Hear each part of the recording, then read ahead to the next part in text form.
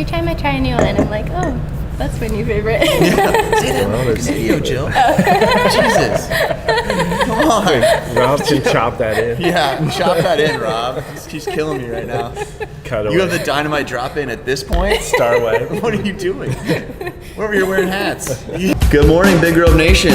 Welcome to another episode of Morning Brews. It is a glorious day in Iowa City, and hopefully in Solon, and hopefully the whole world. But we're having a couple beers here, and we thought we'd do a little update. It's been a couple weeks, and it's time. So, first of all, you have the normal guys. Matt, co-founder of the company, CEO, run it day to day. Andy makes all the beers, runs the brewery, makes all the goodness in the glasses, in the cans. And then we have our great friend, Jill Statler. Jill, what do you do here? I do a lot of HR and a little finance and a lot of administrative work. Jill does pretty much everything. Jill is the person you call when you don't know what to do, and then she's like, no problem, take care of it. We love Jill. We're happy to have her on the show, but most importantly, she's a big IPA lover, so we're excited to hear her thoughts and comments on the IPAs today that we're going to try. Talking about three things today. We're going to start off with the first one right now, which is we're just really thankful. We're doing a lot of reflection right now, thinking about what's happened over this last year, and since we've opened up in Solon 5 years ago, and it's been a fantastic run, and it's because of everybody who's engaged with our brand, loving our brand, and being a part of our family, and we want to say thanks. Yeah, thank you. Yeah. It's been a great year. It's been very enjoyable and a lot of fun to meet our customers and hang out. Yep. Richard Day was a great time. Just a lot of fun events. So gotta love the Richard Day. That was fun. That was a blast. Mm-hmm. Jill, you were here for the Richard Day. I was. Yeah. It was very fun. Did you have a few Richards that day? Just one, actually. Just one? Yeah. That's called restraint, folks. Remember that. I got roped into working a little more. Did you? Jill also runs the merchandise, so she was very busy that day. We sold a lot of merch and had a lot of cool things go on. But yeah, anyways, we're just really thankful, so thank you. 2 new beers coming out we want to talk about. One is supporting a really great cause. It's the Resilience IPA that we brewed with our friends up north at Single Speed. Andy was in charge of that project, so we'll let him talk a lot about that. And then we want to go into our brand new hazy beer, New England Style IPA called A Real Nice Surprise. So we haven't really talked much about it because it's a real nice surprise. Happy holidays. Excited to get you guys on that one. It's going to be a big one.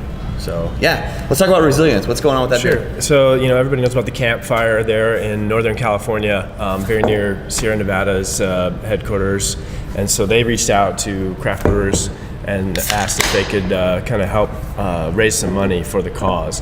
So they asked everybody if they could get a brew together within a couple of weeks, and then all the sales from this beer, this Resilience beer, is going to go to the Campfire Relief Fund through Sierra. So locally here, we kind of got to talking, and Single Speed took the lead and said they would be able to brew it, and we could kind of do a collab on it. And so they brought together, I think there were 7 breweries that participated. Yep. We all drove up to Waterloo and kind of helped out with the brew and just hung out. Had the Sierra Nevada rep, Brian DeBold, on hand too, and just such a great cause and a great way to kind of help out with something like that. Yeah, so what'd you guys brew?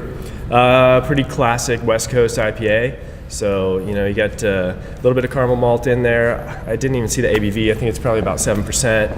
And then Cascade, Chinook, and Centennial. So pretty classic kind of, Sierra Nevada kind of really pioneered the style. So great opportunity to brew something like that. Almost drinks more like a pale ale too. It's pretty balanced. Yeah. Yeah. Get a lot of good malt notes, and then the hops kind of hit you in the backside. So we'll be breaking this out Saturday morning. Yep. Open 10 at a.m. 11 or 10. Okay. Yep. So have at 10 a.m. And like I said, I think we have 6 half barrels back there, and all the sales are going to that relief fund. We will have it both Solon and Iowa City. Yeah. So, great point. And this is, again, when it's gone, but all the money you spend on that will go directly to the charity, which is really exciting. So we're wearing these funky hats today because it wasn't because it was chilly in here. No, it's not. It's kind of warm. No, it's not. It's kind of warm, you're right. It is kind of warm in this hat. Feels good though. Long story short, we have Easy Eddie, we have Big Ed. I mean, we were thinking it'd be funny to go Cousin Eddie before Christmas.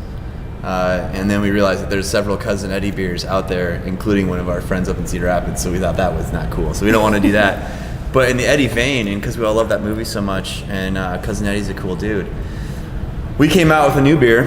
It's so new, there's not even a label. Called A Real Nice Surprise. Because, you know, it's a real nice surprise. Something real nice. This is a surprise, Clark. This is just a real nice surprise.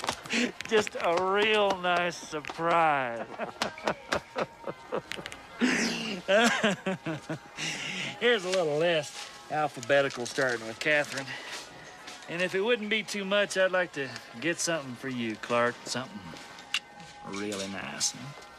It's a really cool beer. Andy, we talked about it, and I was like, just blow our socks off. What do you got? What do you want to do? And I don't even know. So tell us what happened. You know, holiday season, colder weather. We wanted to go big, just kind of jack up that ABV a little bit and kind of push in the upper end of the double IPA. So we did, and it got up to 8.8% ABV. So what was that?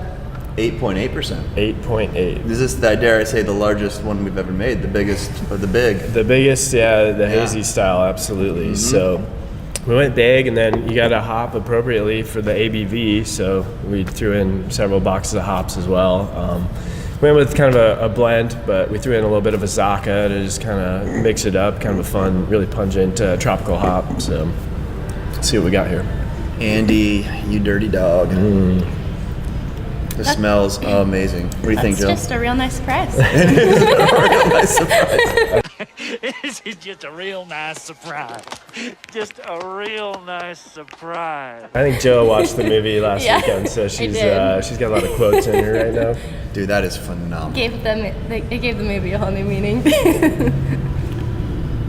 Yeah, I'm not trying to be speechless, but that's phenomenal beer. Cousin Eddie'd be proud.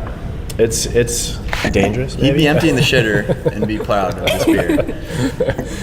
Dude, this is phenomenal. Yeah. So tell me, how do you just use more grain, or how are you amping up the ABV in these things? Like, I mean, because you only get so much out of it. Yeah. So sometimes it's a smaller batch, I'm assuming. We kind of reduce the batch size usually, just so we're not diluting the sugars at all, keeping the sugar level high.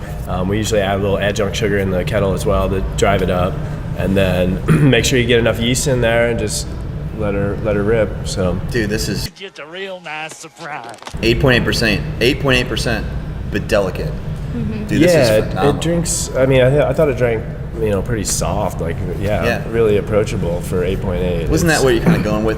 We kind of do two different ways. We have the hazy beers, which is like your Easy Eddie, and then we have what we call our true New England beers. I think this falls in that New England style. Absolutely. Yeah, we didn't. She's hazy. It's, but I can feel it now. This little warming effect. It's no longer cold. Yeah, it's no longer cold. But man, I mean, so the color's amazing, the flavor's amazing, and it just kind of lingers, but in a pleasant way where it doesn't dry out. Yeah. So which is, I think, classic IPA drinkers, or people are thinking about IPA, they're just you get dry, you have this dry mouth, and they need to go back for another sip, which is great when you want to drink that, but when you're drinking this is such a more, I don't want to say more interesting, but just a different experience. Yeah. I think you could unlock some family secrets with that beer. If you took it to the holiday party, you might be able to get to the bottom of some things. Jill, do you have any family secrets you'd like to share? Maybe on air. No. No? Not Jill. at all. It's for the people, Jill. Sorry. So this is the beer you give your uncle, who maybe he's not so chatterbox, and then he might loosen up a little bit. Comes an open Seriously, book. I'm not finding the alcohol in this. Yeah. It is fantastic. What a beer. So this is going to go on sale the same day, Saturday morning. Yep. 10 a.m. We're going to release this beer. This is more limited than our previous two releases because of the quantity issue. So I don't know. We probably did around 100 cases or something. So some are going to go to Solon, some's going to go to Iowa City. Both locations open at 10. They'll be for sale in 4 packs for $16. So this is a banger. Come get it. Enjoy. Any more thoughts? Hopefully we get labels today so we can label it and get it on the truck tomorrow. Yeah, where are the labels at? We'll have to do a Jill, special what have you been delivery. doing? Don't drink too much beer. You might have to drive to Cedar Rapids. Yeah, go get So labels. Yeah, it's so new. There's not a freaking label. Okay, we'll do better next time. Yeah. Anyways, we do appreciate everybody. Merry Christmas and Happy Hanukkah, everything. Happy holidays. It's a pleasure to be a part of this community, and we do cherish and love Big Grove Nation. So, cheers to you. Cheers. Cheers.